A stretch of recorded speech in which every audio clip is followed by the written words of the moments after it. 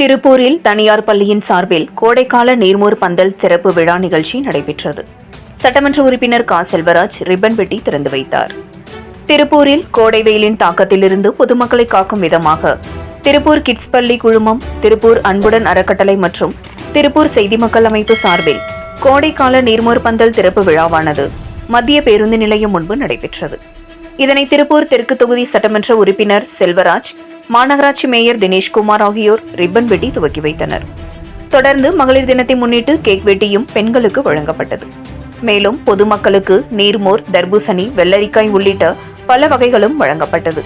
இந்த நிகழ்ச்சியில் மாநகராட்சி துணை மேயர் பாலசுப்ரமணியம், கிட்ஸ் பள்ளி நிர்வாக இயக்குநர் மோகன் கார்த்திக் மற்றும் சமூக ஆர்வலர்கள் உள்ளிட்டோர் கலந்து கொண்டனர். இன்று முதல் துவங்கப்பட்ட நீர்மோர் பந்தலானது கோடை வெயில் முடியும் வரை தொடர்ந்து பொதுமக்களுக்காக வழங்கப்படும் என்றும் இதன் ஒருங்கிணைப்பாளர் தெரிவித்தார். அதனைத் தொடர்ந்து திருப்பூர் மாநகராட்சி மேயர் நா. தினேஷ்குமார் மகளிர் தினத்திற்கு வாழ்த்துக்கள் தெரிவித்தார். 7 கிரீன் நியூஸ் செய்திகளுக்காக திருப்பூர் மாவட்ட செய்தியாளர் சரவணகுமார்.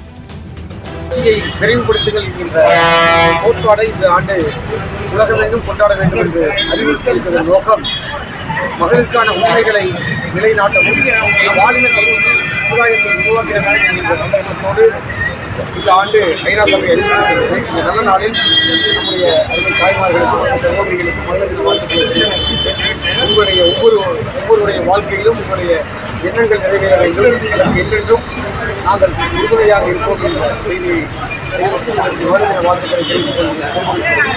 மிக்க நன்றிங்க மாண்புமிகு மேயர் அவர்களுக்கு. குரூப் போட்டு